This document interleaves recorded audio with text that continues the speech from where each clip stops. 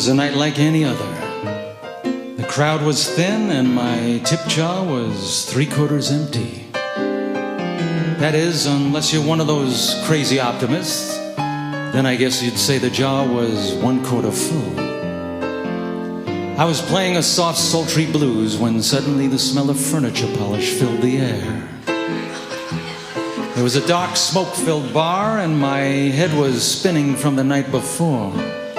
But still I could discern a salacious silhouette slinking stealthily through the slime. She was tall, blonde, and had the chiseled features men have gone to war for. Her wicked smile stretched ear to ear. Her legs went clear up to her shoulders. Her breasts were like 2 large cassava melons. Man, she was ugly. But there was something about her that made me want to get to know her in every sense of the word. She came closer and put some money in my tip jar. I noticed there was a $100 bill. Not exactly chump change. I hadn't seen that kind of swag since before rap music became mainstream. I looked at the money, I looked at the broad. I couldn't help but think, is that $100 for one song? Or is that for like a lot of songs? Because that's a lot of money for one song.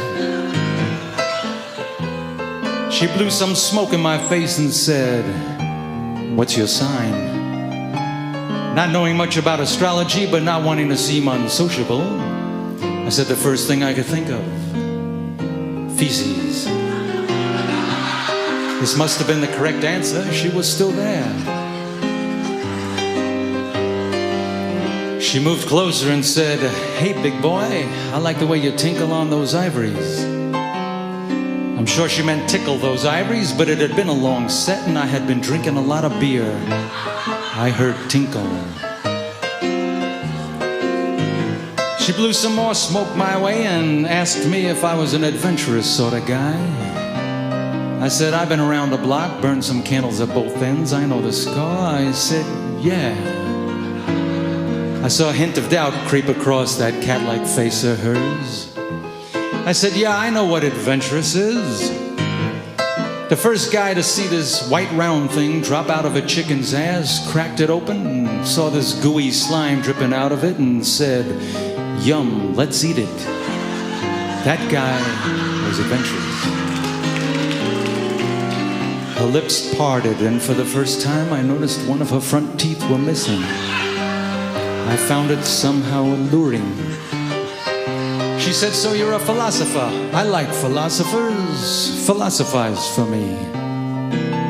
I didn't know if she could see the sweat pouring down my soul. I was on the spot.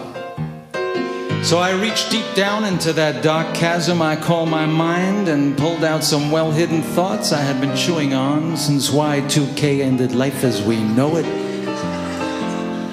I asked her if she wanted to know why the world was in such bad shape. She said, "Lay it on me." I said, "For the last few years, every time they would show something really dangerous on television, they would use the disclaimer, 'Don't try this at home.' Before that, all the idiots of the world would try it at home. And that successfully weeded out the population.